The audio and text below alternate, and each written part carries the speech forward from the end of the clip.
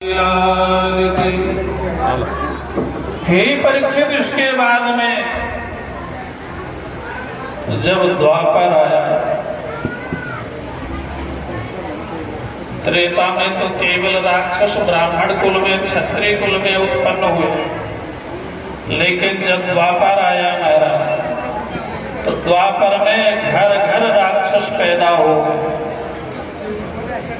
हर वर्ण में, हर जाति में राक्षस पैदा हो गए। बड़े बड़े ऐश्वर्यमान राजा हुए दैत्य लोग। ऐसा मत समझना, दैत्य राजा नहीं होते, राक्षस राजा नहीं होते। रावण के पास सोने की लंका थी, कंस भी बहुत बड़ा राजा था, हिरण्यकश्यप भी सोने का मालिक था। धन दैत्यों के पास में भी होता है और देवताओं के पास में भी होता है। दैत्य लोग धन का उपयोग भोग में करते हैं, देवता लोग धन का उपयोग भगवान के भक्ति में करते हैं। देवता लोग धन को भंडारे में, भगवान के मंदिर में, तीर्थ यात्रा में, गाय सेवा में लगाते हैं। उनको देवता कहते हैं। वो मनुष्य रूप में देवता है। हे परीक्षित, जब बहुत दैत्य लोग बढ़ गए तो पृथ्वी को बड़ा कष्ट हो। ये जो पृथ्वी है जिसके ऊपर हम आप सब बैठे हुए हैं, ये जड़ नहीं है, ये चेतन है। जैसे हमारा शरीर है वैसे पृथ्वी माता का शरीर है। पृथ्वी कहती है बड़े बड़े पहाड़ों को मैं धारण करती हूँ, बड़े बड़े पेड़ों को मैं धारण करती हूँ, बड़े बड़े कल कारखानों को मैं धारण करती हूँ, लेकिन मुझे कष्ट नहीं होता।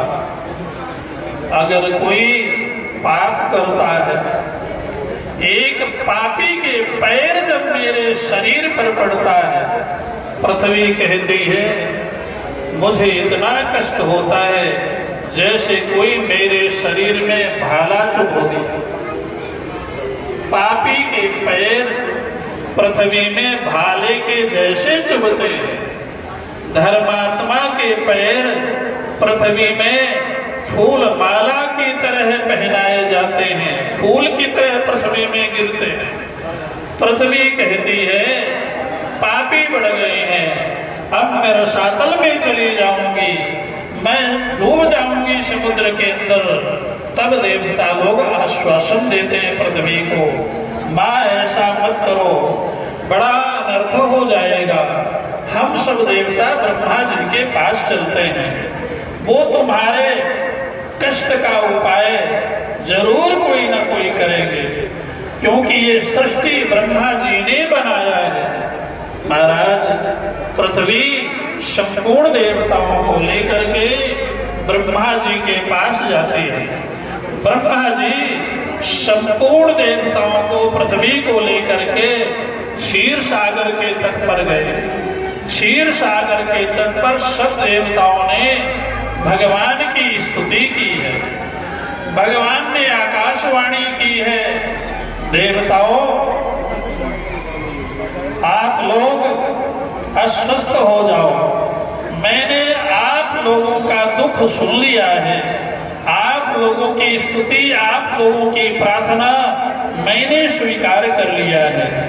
आप लोगों के प्रार्थना पर मैं जरूर अवतार लूंगा, लेकिन इस बार मैं जो अवतार लूंगा वो ब्रज में लूंगा, और ब्रज में मैं वसुदेव देवकी के गर्भ से प्रकट होगा। वसुदेव देवकी के गर्भ से जेल में मेरा प्राकट्य होगा, और इसके बाद उसी रात्रि में मैं गोकुल नंद यशोदा के यहाँ चला जाऊंगा।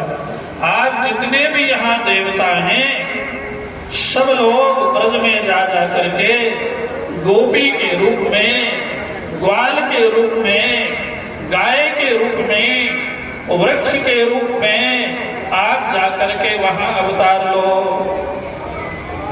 ये आकाशवाणी जब ब्रह्मा जी ने सारे देवताओं को बताया है, सारे देवता प्रसन्न हो गए और प्रसन्न होकर के सारे देवता व्रज में अवतार लिया है।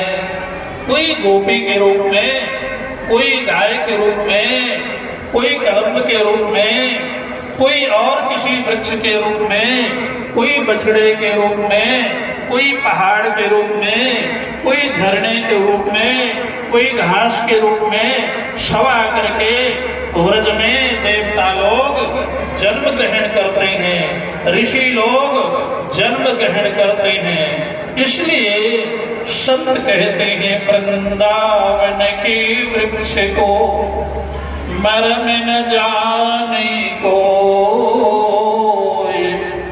डाल डाल पात पात श्री राधे राधे हो। जितने भी वहां गोपी ग्वाल वृक्ष हैं सब राधे राधे राधे का जप करते हैं। आप लोग जब वृंदावन जाते हैं तो सब वहां जाकर के राधे राधे बोलने लगते हैं। यहाँ तलवंडी में घर में भले राधे राधे न बोलते हो, लेकिन वृंदावन में जाकर के वाणी वह राधे राधे बोलने लगती है। जो कभी राधे राधे नहीं बोलते हैं, वृंदावन का ऐसा प्रभाव है कि वहां जाके वो भी राधे कृष्ण जय श्री राधे बोलने लगते हैं, क्योंकि वहां का कण कण राधे राधे नाम जप करता है। सब देवता अवतार लेते हैं। महाराज सुखदेव कहते हैं कि हे परीक्षित, अब एक जो कंस नाम का राजा था, कंस के पिता का नाम था उग्रसेन। उग्रसेन के जो भाई थे उनका नाम था देवक। देवक की एक परम सुंदरी बेटी थी जिसका नाम था देवकी। देवकी जब विवाह के योग्य होती है तो देवकी का विवाह सूर्यसेन के जो पुत्र थे वसुदेव, वसुदेव के साथ विवाह निश्चित होता है। विवाह का जब समय आया है उस समय विवाह संपन्न होता है। विवाह में बहुत दहेज दी है। देवक ने अपनी बेटी देवकी को। एक बात आप लोग ध्यान से सुन लीजिए, आजकल लोग दहेज मांगते हैं बेटी के विवाह में, लेकिन बेटी के विवाह में बेटे वाले अगर दहेज मांगते हैं तो हमारे शास्त्रों में इसे पाप कहा गया। दहेज मांगना नहीं चाहिए। दहेज उसको कहते हैं जो अपने बेटी को माता पिता प्रेम से देते हैं, उसका नाम दहेज होता है। तो महाराज बहुत दहेज दिया है वसुदेव और देवकी को, बहुत दहेज दिया है। इतना दहेज दिया है कि कई रथों में भर कर। ये भी बताया है बेटी को दहेज माता पिता को क्यों देना चाहिए।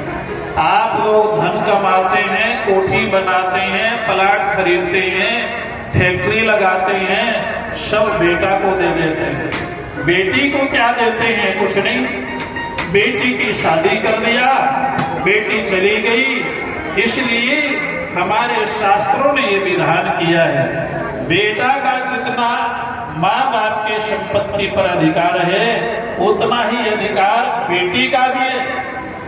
अगर माता पिता पुत्र के बराबर बेटे को धन नहीं देते हैं तो माता पिता को भी दोष लगता है। इसलिए जितनी संपत्ति आप बेटे के लिए देते हैं उतनी ही संपत्ति बेटी को दहेज के रूप में देना चाहिए, क्योंकि बेटी भी आपकी संतान है और बेटा भी आपका आपकी संतान है, दोनों आपके ही संतान है, आपके ही खून है। अगर आप बेटे को ज्यादा देते हैं और बेटी को कम देते हैं तो याद रखिए आप बेटी के साथ अन्याय कर रहे हैं। और जो बेटी के साथ अन्याय करते हैं उस घर में कभी लक्ष्मी का वास नहीं होता है। लक्ष्मी उस घर से नाराज हो जाती है, क्योंकि बेटी लक्ष्मी का स्वरूप होती है, लक्ष्मी का अंश होती है। जो बेटी से अगर धन को छिपाते हैं, बेटे के बराबर बेटी को धन नहीं देते हैं, उनके घर में कभी सुख शांति नहीं रहती। इसलिए ईमानदारी से बेटे के बराबर संपत्ति बेटी को दहेज के रूप में माँ बाप को अवश्य देना चाहिए। अगर सदगति चाहते हो तो, अगर दुर्गति चाहते हो तो आपकी इच्छा भगवान भला करें। बोलिए वृंदावन बिहारी लाल की। इसलिए हमारे यहाँ ये त्योहार बनाए गए। अभी रक्षाबंधन का त्योहार कुछ दिन पहले था।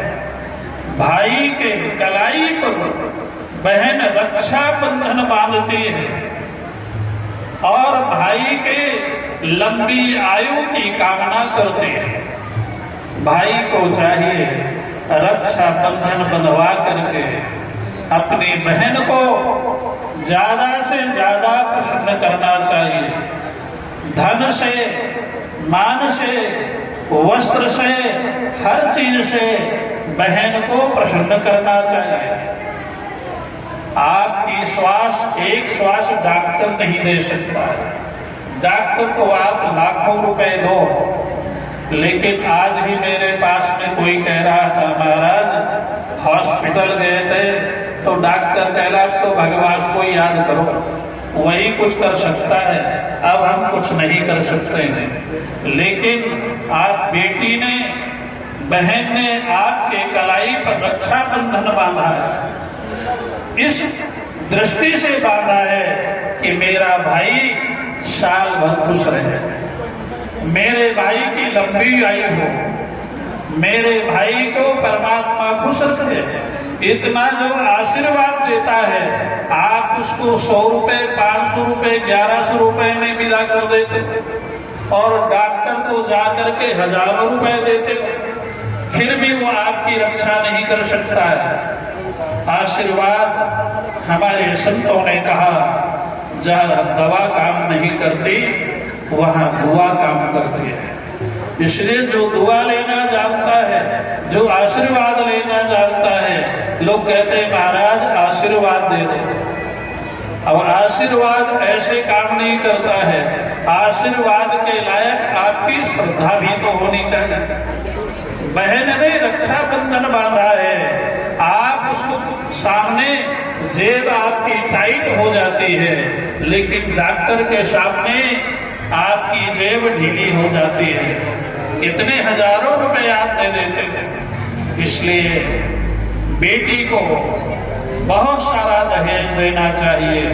दिवाली है तब भी बेटी को खूब सारा देना चाहिए, जिससे बेटी प्रसन्न हो जाए, बेटी की सास प्रसन्न हो जाए।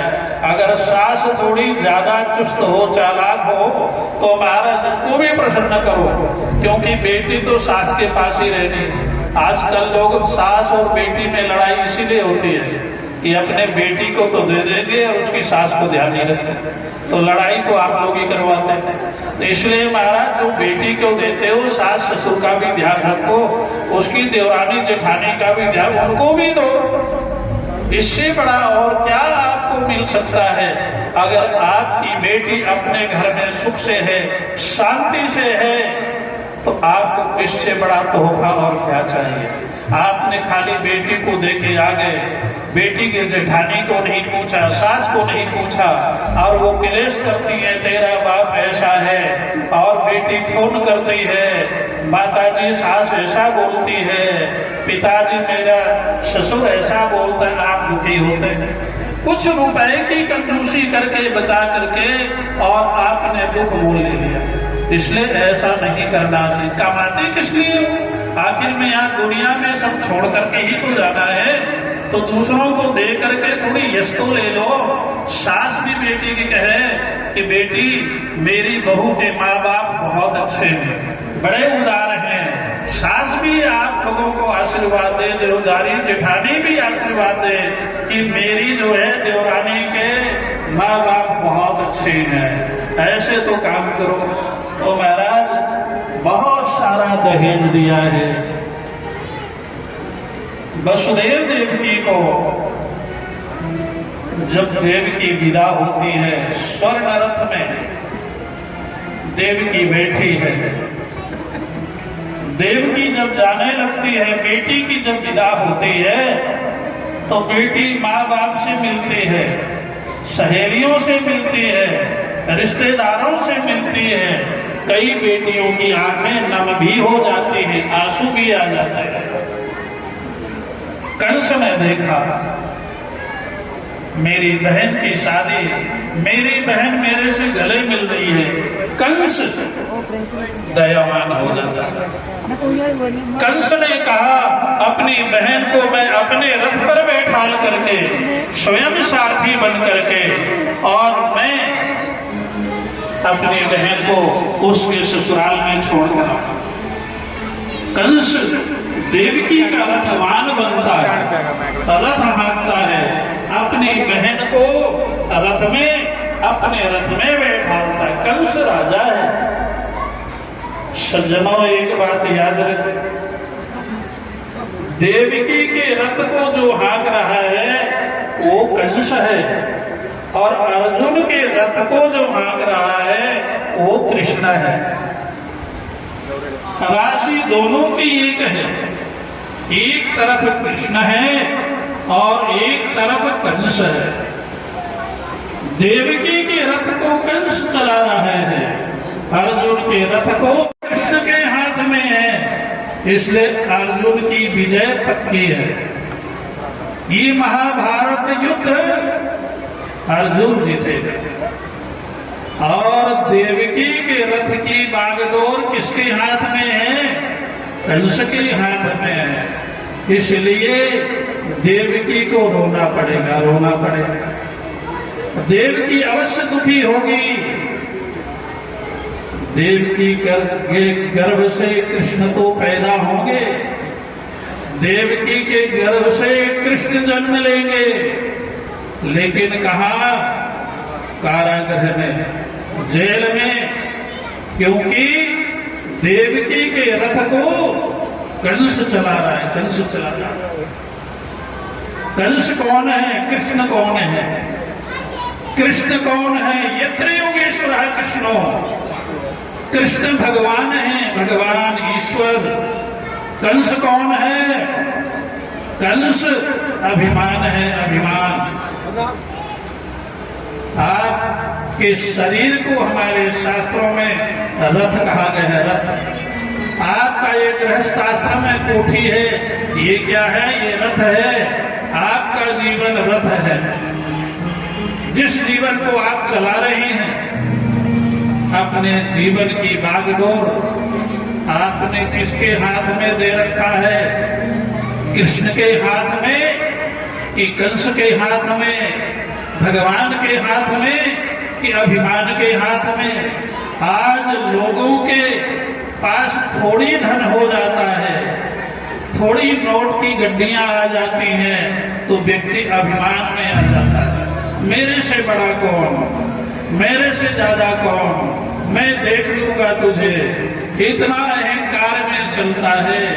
भैया अहंकार तो रावण का भी नहीं रहा, अहंकार तो दुर्योधन का नहीं रहा। एक दिन सब मर गए रण में, धूल में मिल गए, नाम निशान नहीं रहा। थोड़े से नोट में, थोड़ी सी कोठी में, थोड़ी सी कार में आप इतना अभिमान में क्यों फूले फिरते हो? अभिमान ही तो दुख दे रहा है। तो कंस छोड़ करके आता है अपनी बहन को, कहा? उसके ससुराल।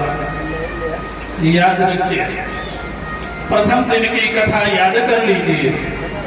प्रथम दिन जब कथा हुई थी श्रीमद् भागवत महात्म्य, मैंने आपको सुनाया था। श्रावण के भाद में भादो आता है। श्रावण के महीने में शिव जी की पूजा, भादों के महीने में श्री कृष्ण की आराधना, श्रावण के महीने में शिव जी का प्रागट्य और भादों के महीने में भगवान श्री कृष्ण का प्रागट्य। श्रावण का अर्थ होता है श्रवण, सुनना। क्या सुनना? वाल्मीकि जी कहते हैं जिनके श्रवण समुद्र समाना, कथा तुम्हारे सुभग सरिना। हे प्रभु श्री राम, जिनके श्रवण कान, संस्कृत में कान को श्रवण कहते हैं, जिससे सुना जाए उसको श्रवण कहते हैं। क्या सुना जाए? श्रवण यानी शास्त्र सुना जाए, भगवान की कथा सुना जाए। वाल्मीकि कहते हैं, भगवान श्री राम से कहते हैं कि हे राम, जिनके कान हमेशा शास्त्र श्रवण करते रहते हैं, भगवान की लीला सुनते रहते हैं, भगवान का कथा कीर्तन में लगे रहते हैं, ऐसे व्यक्तियों के हृदय में आप क्या करो? बोले निवास करो। उनके हृदय में आप अपना सिंहासन बना लो। ऐसे लोगों का हृदय ही अयोध्या है, ऐसे लोगों का हृदय ही वृंदावन है। तो श्रावण का अर्थ होता है कानों से भगवान की लीला सुनना, और भादों का अर्थ होता है भक्ति। भादों यानी भक्ति। भादों में वर्षा होती है। वर्षा किसकी वर्षा? बोले भगवान की कथा की वर्षा, भगवान के प्रेम की वर्षा, भगवान के गुणगान की वर्षा। इसलिए अगर व्यक्ति श्रावण में भगवान की कथा सुनता है तो भादों में भगवान से प्रेम हो जाता है, भगवान की भक्ति प्रकट हो जाती है। और जब भगवान की भक्ति प्रकट होती है भादों में, तो फिर जन्माष्टमी को भगवान प्रकट हो जाते हैं। तो आज जन्माष्टमी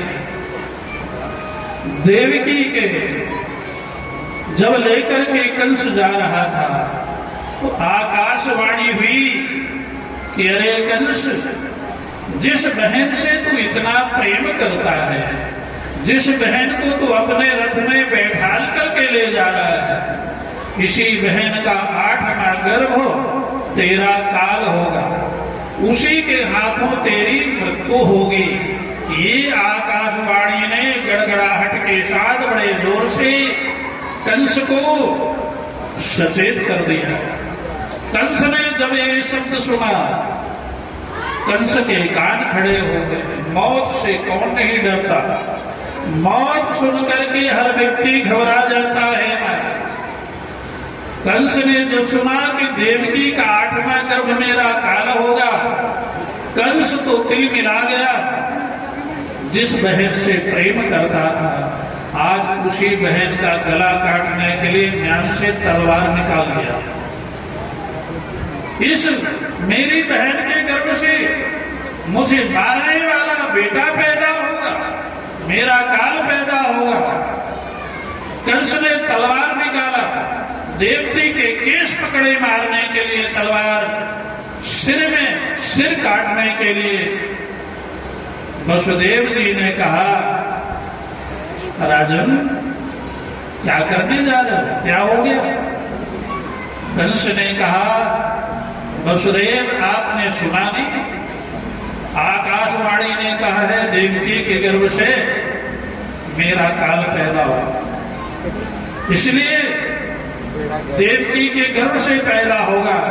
मैं देवकी को ही मार देता हूं तो फिर गर्भ नहीं रहेगा, तो मेरा काल कैसे पैदा होगा? वसुदेव जी ने कहा, कंस तुम बड़े भोले हो, देवताओं की बाड़ी जो होती है वो बड़ी अटपटी होती है। ये मृत्यु लोक है। यहां पर किसी के गर्भ से काल पैदा नहीं होता, याद रखो। काल तो जीव के साथ ही आता है। मृत्युर्जन्मतां वीर देहे न सहजायते।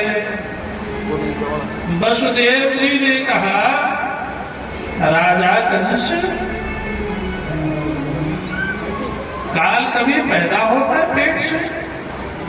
कभी सुना है तुमने? काल का कोई शरीर होता है, देखा है तुमने? अरे काल तो देहीन सहजायते। जिस दिन मनुष्य का जन्म होता है, काल उसके शरीर के साथ साथ जन्म लेता। अद्यवा शताब्देवा, चाहे वो 100 साल जिए, लेकिन मृत्यु उसके साथ साथ रहती है। तुम व्यर्थ की चिंता कर रहे हो। तुम इतना बड़ा पाप अपने हाथ से अपने बहन का सिर काटने जा रहे हो। कंस वसुदेव जी के उपदेश को नहीं मानता। बहुत उपदेश किया है। वसुदेव जी कौन है? वसुदेव जी साक्षात देवता हैं, गुरु हैं, भगवान के अंश हैं। बहुत उपदेश किया, लेकिन याद रखिए, जो व्यक्ति मौत से डरता है, जिस व्यक्ति के अंदर लालच है, जिस व्यक्ति के अंदर लोभ है, उस व्यक्ति को कितना भी उपदेश दे दो, ज्यों गुरु मिल ही निरंचिश, ब्रह्मा जी गुरु बन के आ जाए उसको ज्ञान देने के लिए, कोई असर नहीं होगा, कोई फर्क नहीं पड़ता। मूर्ख हृदय न छेद। मूर्ख को इतना भी ज्ञान, वशिष्ठ जी आ जाए, उसके अंदर कोई परिवर्तन नहीं है। वसुदेव जी ने देखा कंस के अंदर उपदेश का कोई असर नहीं हो रहा। तब कंस जी ने, वसुदेव जी ने दूसरी शब्द कही कंस को, कंस चलो मैं तुम्हारी बात मान लेता हूं। देवकी के गर्भ से तुम्हें मारने वाला 8वां पुत्र पैदा हुआ, तो देवकी के गर्भ से पैदा होगा। मैं तुम्हें वचन देता हूं कि देवकी के गर्भ से जितने बच्चे पैदा होंगे, जन्म लेते ही मैं तुम्हारे हवाले कर दिया करूंगा। जितने बच्चे देवकी के गर्भ से जन्म लेंगे, सब को मैं तुम्हारे पास ला दूंगा, रख दूंगा। फिर आप उन्हें छोड़ना और चाहे मारना, ये तुम्हारी इच्छा है। संत कहते हैं, भैया क्या टाइम हो गया? हाँ, 20 मिनट में अभी कर देते।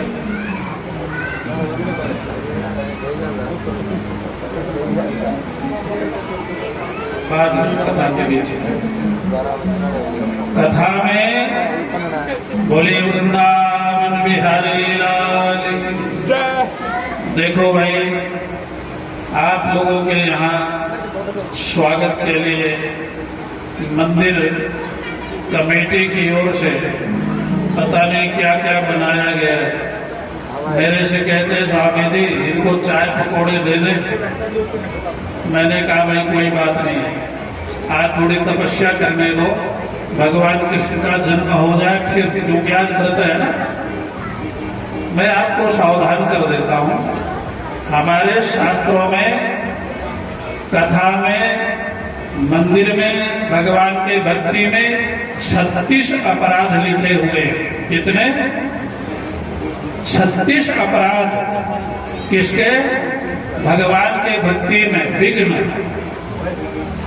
36 तो नहीं बताऊंगा क्योंकि समय का मैं 2-4 बता देता। पहला अपराध, भगवान के कथा में या मंदिर में पैर फैला करके बैठे।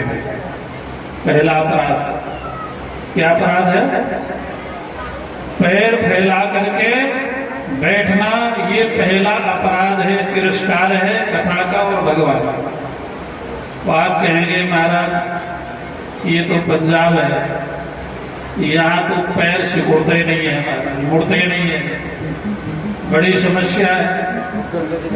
तो बोले आप कोई बात नहीं, कुर्सी में बैठ सकते हैं और किनारे पर खड़े होकर सुन लेते।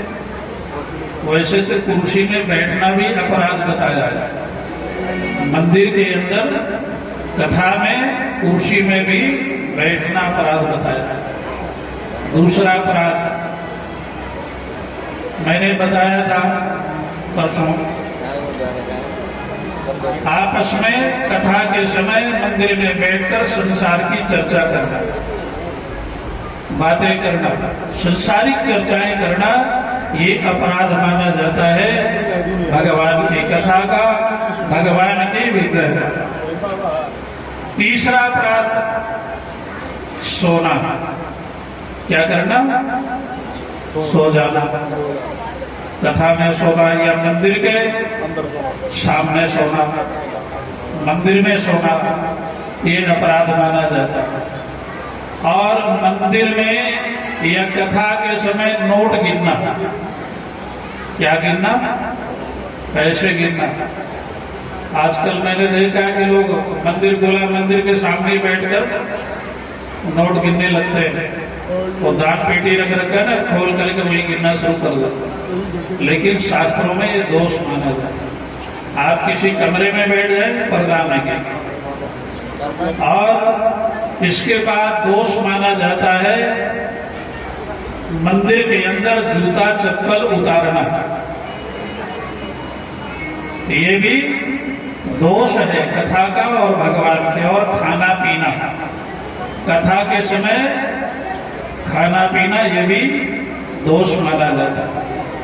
तो ये 3-4 दोष बता दिए और इसके बाद फिर बताते रहेंगे तलवंडी में जब दूसरी बार आएंगे। इसलिए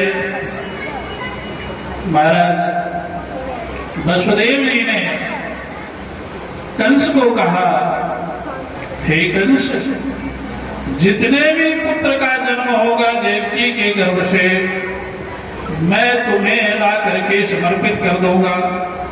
तुम उन्हें मारना या छोड़ना तुम्हारी इच्छा है। सुखदेव जी कहते हैं, परीक्षित, इनका नाम है वसुदेव। वसुदेव ने अपने जीवन में कभी झूठ नहीं बोला। कंस जैसा कसाई भी, कंस जैसा अभिमानी व्यक्ति भी वसुदेव जी के ऊपर विश्वास करता है कि वसुदेव कभी झूठ नहीं बोलते। वसुदेव जी के ऐसा कहने पर कंस प्रसन्न हो जाता है, घर छोड़कर अपने घर चला जाता है। अब देवकी के यहाँ पहला गर्भ आता है, पहली संतान की उत्पत्ति होती है। जब पहली संतान का जन्म हुआ, वसुदेव जी देवकी से कहते, देवकी, मैंने तेरे भाई कंस को वचन दिया है कि देवकी से जितने संतान पैदा होंगे मैं तुम्हें समर्पित करता रहूंगा। इसलिए मैं बेटे को कंस को देने जा रहा हूं। देवकी बहुत रोती है, पतिदेव कंस मार देगा। मैं उसके स्वभाव को जानती हूं, वो बड़ा अभिमानी है, वो बड़ा क्रोधी है, वो बड़ा पापी है, छोड़ेगा नहीं। लेकिन वसुदेव जी कहते हैं, तुम मेरी धर्म पत्नी हो। देवकी, मैंने आज तक किसी के साथ में विश्वासघात नहीं किया। मैंने आज तक अपने जीवन में कभी झूठ नहीं बोला है। वसुदेव जी के सामने एक तरफ पुत्र मोह है और एक तरफ सत्य है। वसुदेव किसको चुने? पुत्र को बचाएं या अपने वचन को बचाएं? वसुदेव जी कहते हैं, रघुकुल रीत सदा चली आई, प्राण जाहि पर वचन न लागे। वसुदेव जी कहते हैं पुत्र भले चला जाए, धन भले चला जाए, लेकिन मैं अपनी वाणी असत्य नहीं होने दूंगा। आप सब यहाँ बैठे विचार करिए, बुद्धि पर जोर डालिए। अपने हाथ से काल के गाल में अपने पुत्र को कौन डाल सकता है? कोई है माँ बाप? कोई माई का लाल है? अपने नवजात बेटे को मृत्यु को समर्पित करने जा रहा हो लेकर के कोई कर सकता है? लेकिन वसुदेव जी ऐसा करने जा रहे हैं, क्योंकि वसुदेव जी ने जीवन में कभी असत्य नहीं बोला, कभी किसी के साथ में विश्वासघात नहीं किया। सज्जनों, उसी का परिणाम है वसुदेव देवकी के यहाँ उस सत्यवादिता के कारण, उस सत्य निष्ठा के कारण साक्षात भगवान श्री कृष्ण पुत्र के रूप में आ गए, साक्षात पुत्र बनकर के आ रहे हैं। ऐसे घरों में ही भगवान का जन्म होता है, जो थोड़ी थोड़ी सी लोभ के कारण झूठ बोलते हैं, कुछ पैसा के कारण, कुछ व्यापार चलाने के कारण, कुछ बिजनेस के कारण सत्य से विचलित हो जाते हैं। कहते हैं महाराज झूठ नहीं बोलेंगे तो घर कैसे चलेगा? ऐसे लोगों के यहाँ भगवान नहीं आते, ऐसे लोगों के यहाँ वो झूठ ही पुत्र बन करके आता है और फिर वही लोगों को सजा देता है। पुत्र आया, वसुदेव जी लेकर आए कंस के सामने। कंस देखता है, बड़ा प्यारा है, बड़ा सुलौना है, मुस्कुरा रहा है। कंस को दया आ जाती है, आखिर में भांजा है। कंस जैसा अभिमानी व्यक्ति जब उस बच्चे को देखता है, दया आती है और वसुदेव जी को कंस गले लगाता है। आप जैसा सत्यवादी व्यक्ति, आप ये जानते हैं कि मैं आपके पुत्र को मार दूंगा, फिर भी आप अपने पुत्र को मुझे देने आए हो, इसलिए जाओ वसुदेव, तुम इस पुत्र को ले जाओ। इसको मारने का मेरा मन नहीं करता है और ये मेरा काल नहीं हो सकता। ये मुझे देख करके मुस्कुरा रहा है, इसके ऊपर मुझे दया आ रही है। सुखदेव जी कहते हैं परीक्षित, कि कंस को दया क्यों आई है? आज तक कंस को किसी के ऊपर दया नहीं आई जिसने अपने बाप के ऊपर दया नहीं किया। अपने बाप के पैर में बेड़ियां डाल करके, हाथ में हथकड़ी डाल करके जेल में डाल रखा है ऐसा कंस, जिसने बाप को भी जेल में फेंक दिया, उसको दया है। लेकिन सुखदेव जी कहते हैं हे परीक्षित, ये दया क्यों आई है? क्योंकि वसुदेव जी ने कभी झूठ नहीं बोला। वसुदेव जी की सत्य निष्ठा के कारण कंस में वो गुण आ गए हैं। थोड़ी देर के लिए कंस के अंदर दया आ गई। इस सत्यवादिता का प्रभाव है। वसुदेव जी को वापस कर दिया है पुत्र देकर। वसुदेव जी घर में आ गए हैं और इसके बाद देवर्षि नारद कंस के घर मथुरा पहुंचते हैं। देवर्षि नारद आए मथुरा में, कंस ने बड़ा स्वागत किया। देवर्षि नारद कहने लगे, कंस तेरे अंदर बुद्धि है कि नहीं? इतनी बड़ी भारी गलती कर रहा है। आकाशवाणी ने क्या कहा है? आकाशवाणी ने कहा है देवकी का 8वां गर्भ काल होगा। कंस ने कहा गुरुदेव 8वां बोला है ना, ये तो पहला था जिसको मैंने वापस किया। देवर्षि नारद ने कहा मैं देवताओं के बीच में जाता रहता हूं, ये देवताओं का हिसाब किताब जो है ना मनुष्य के समझ में नहीं आता है। देख ये तेरे हाथ में 5 उंगली है, इसमें कौन सी 5वीं है? अंगूठे से गिनना शुरू करो तो छोटी वाली 5वीं हो जाए। और छोटी वाली उंगली से गिनना शुरू करो, अंगूठा पांचवा हो जाए। अब इसमें कौन पांचवा है? ये देवताओं का गणित ऐसा ही है। इसमें पहला भी आठवां हो सकता है, अंतिम भी आठवां हो सकता है, और बीच वाले भी आठवें हो सकते हैं। ये देवताओं का गणित ऐसा ही है। कंस ने कहा, अच्छा गुरुदेव, ये देवताओं का गणित ऐसा होता है, इनकी गिनती ऐसी होती? बोले हाँ, देवताओं की ऐसी होती है। कंस ने कहा, इसका मतलब ये है कि जिस पुत्र को मैंने वापस कर दिया है उसको भी मैं खत्म कर दूं, मार दूं? देवर्षि नारद ने कहा, श्रीमन नारायण नारायण नारायण, श्रीमन नारायण नारायण नारायण कहते हुए देवर्षि नारद चले गए। नहा कहा। कंस ने कहा, गुरुदेव जी समझा गए हैं। कंस तुरंत रथ में बैठ करके खटपट दौड़ता हुआ महाराज तलवार लेकर के पहुंचा वसुदेव देवकी के दरवाजे पर। लाओ, पुत्र कहाँ है? देवकी अपने पुत्र को छाती से लगाई हुई रो रही, भैया तुमने वापस कर दिया था, क्या हो गया तुम्हें? बोले, अब मुझे देवताओं का हिसाब समझ में आ गया। नारद जी समझा गए हैं। कंस ने देवकी के गोद से उस नवजात शिशु को छीन करके और महाराज दीवार पर पटक दिया है, मौत के घाट उतार दिया उस बच्चे। 6 संतान कंस मार चुका है। सुखदेव जी कहते हैं, परीक्षित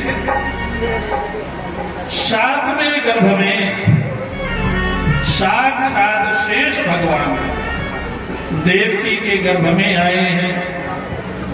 रामावतार में छोटे भाई बने थे लक्ष्मण, शेष जी। तो शेष जी की बहुत डांट खानी पड़ती थी। राम जी लक्ष्मण को हमेशा डांटते थे और शेष जी तो फुंकार मारने में आगे रहते थे। पिताजी के बारे में, दशरथ जी के बारे में, कैकेयी के बारे में, क्योंकि राम जी का अपमान वो सहन नहीं कर सकते। तो राम जी लक्ष्मण जी से कहते हैं, लक्ष्मण पिताजी के लिए ऐसा नहीं बोलते, माता जी के लिए ऐसा नहीं बोलते। पिता जो कहें वो ठीक है, हमको वही करना है, उसमें हमको दुख हो आप सुख हो। तो इसलिए शेष जी ने भगवान से कहा था, द्वापर में मैं आपका छोटा भाई बना था, आप मुझे डांटते थे, अब मैं इस कृष्णावतार में तुम्हारा बड़ा भाई बनूंगा बलराम, तो मैं तुम्हें डांटा करूंगा। तो भगवान श्री कृष्ण ने कहा कि ठीक है, मेरा नाम ईश्वर है, मैं परमात्मा हूं, मैं अन्याय नहीं करता, इसलिए मुझे लोग ईश्वर कहते हैं। रामावतार में लक्ष्मण छोटे भाई बने थे और कृष्णावतार में हे शेष हे लक्ष्मण, अब तुम बड़े भाई बलराम बन जाओ तो तुम मुझे डांटते रहना, हिसाब किताब बराबर हो जाए। इसलिए शेष जी देवकी के गर्भ में आए। कंस को पता चला है देवकी गर्भवती है, लेकिन भगवान ने कहा ये तो शेष जी का अवतार होगा, और शेष जी का जैसे जन्म होगा कंस तलवार लेकर के पहुंचेगा, तो ये तो शेष जी है ना, ये कंस को वही मार देंगे, सारी लीला बिगड़ जाएगी, मेरे जो अवतार का प्रयोजन है वो नहीं हो पाएगा। इसलिए योग माया को भगवान कृष्ण ने आमंत्रित किया है। योग माया आई है, भगवान श्री कृष्ण ने योग माया को बोला कि हे योग माया, तुम जाओ ब्रज में, ब्रज में जाकर के देवकी के गर्भ में जो शेष जी पधारे हुए हैं, उस शेष जी के गर्भ को देवकी के गर्भ से निकाल करके रोहिणी के गर्भ में स्थापित कर दो। आजकल लोग इस कथा को अच्छी तरह समझ सकते हैं। तो विज्ञान ने ये सब साबित कर दिया है कि किसी का गर्भ किसी और के गर्भ में महाराज स्थापित कर दिया जाता है। जैसे किडनी किसी की खराब हो जाए तो दूसरे की किडनी निकाल करके दूसरे के महाराज रोपण कर दी जाती है, लगा दी जाती है। इसी प्रकार ऐसा विज्ञान हो गया है कि गर्भ किसी का दूसरे गर्भ में भी आरोपण किया जाता है। तो ये विज्ञान ये पहले से है। माया ने ब्रज में जाकर के देवकी के गर्भ का आकर्षण करके और रोहिणी के गर्भ में स्थापित कर दिया है। भगवान श्री कृष्ण ने महामाया को वरदान दिया है।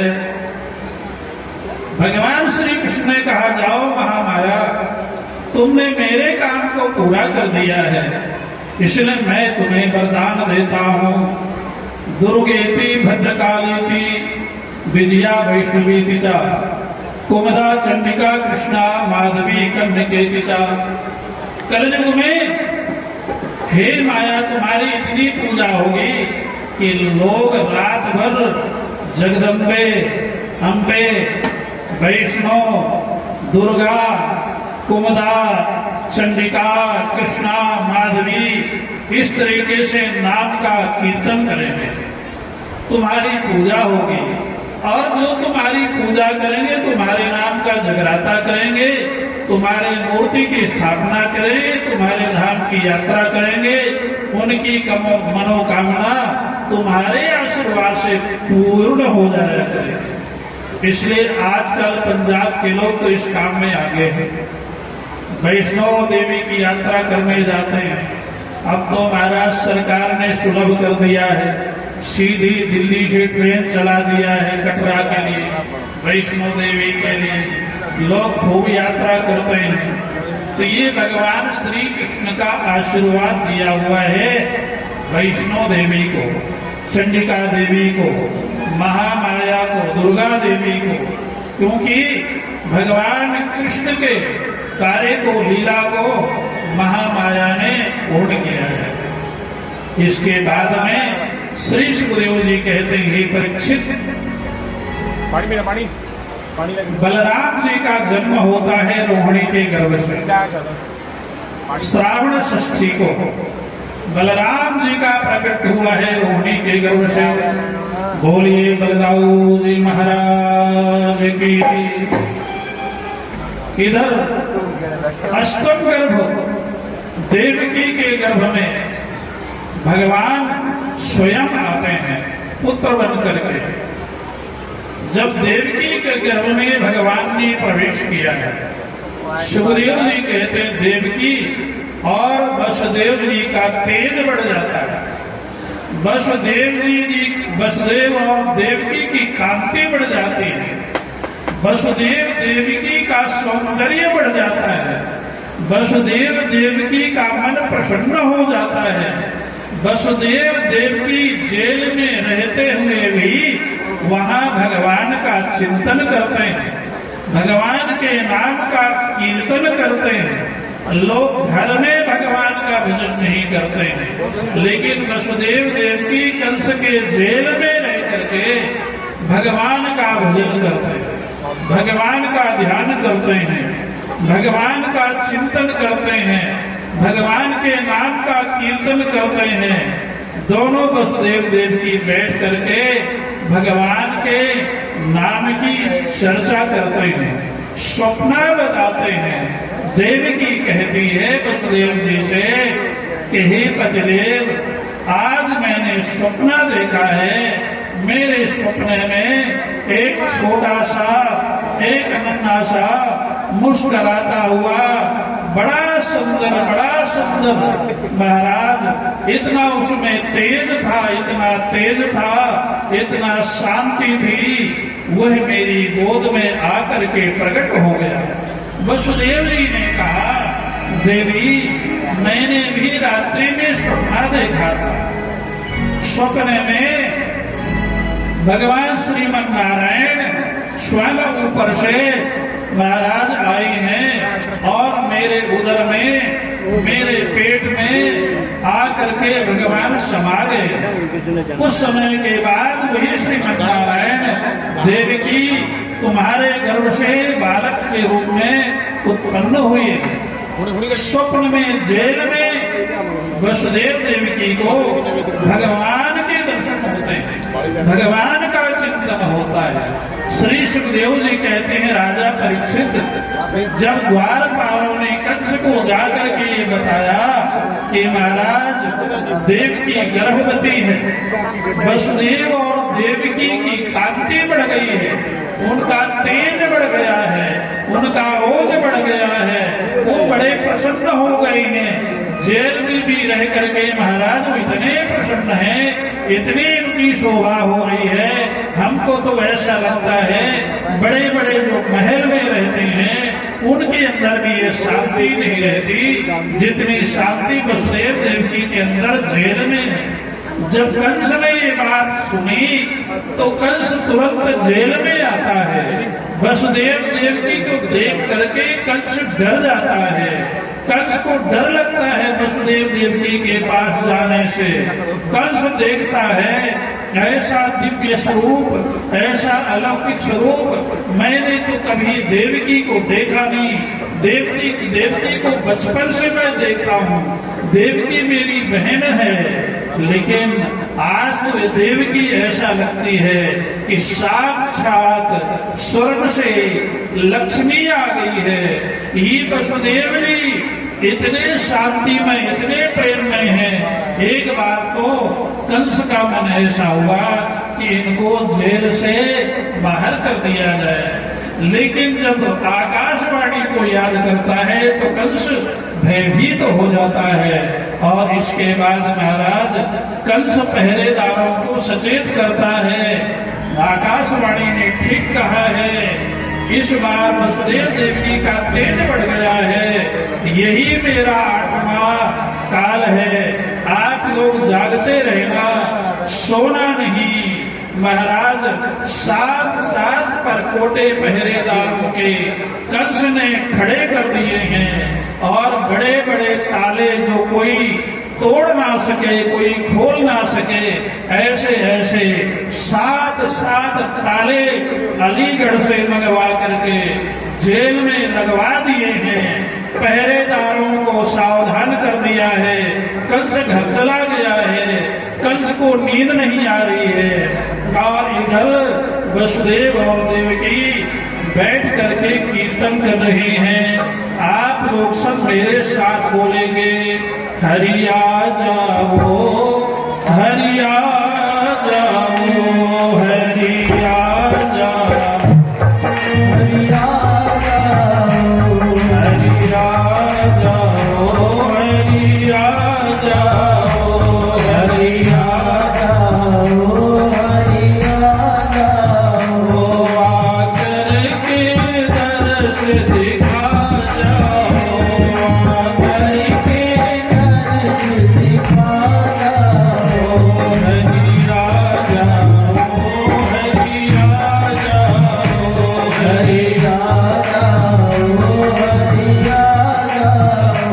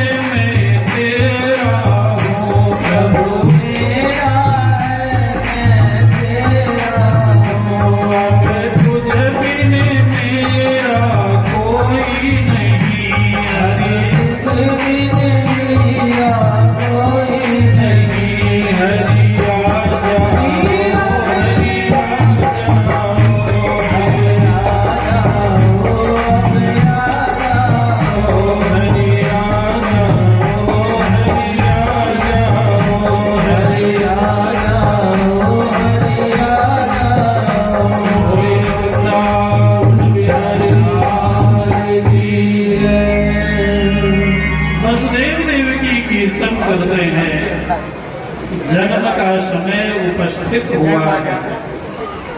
रात्रि के समय बीत रहा है। 11 बजे के बाद 12 पर सुई जा रही है। भगवान जन्म लेने की तैयारी में हमारे यहाँ जितने भगवान ने जन्म लिया है, किसी ने 12 बजे जन्म लिया है रात को, किसी ने दिन के 12 बजे जन्म लिया है। बस दिन और रात का ही अंतर है। राम जी 12 बजे दिन में जन्म लेते, भगवान कृष्ण 12 बजे रात्रि में जन्म लेते, क्योंकि भगवान श्री कृष्ण की लीलाएं अधिकतर रात में ही होती हैं। जन्म भी रात में, माखन चोरी भी